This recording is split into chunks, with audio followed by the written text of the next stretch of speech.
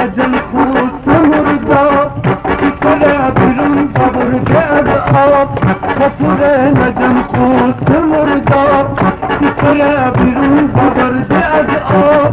بیا وقتی که آقایی برسه بیا که نام به عالم برسه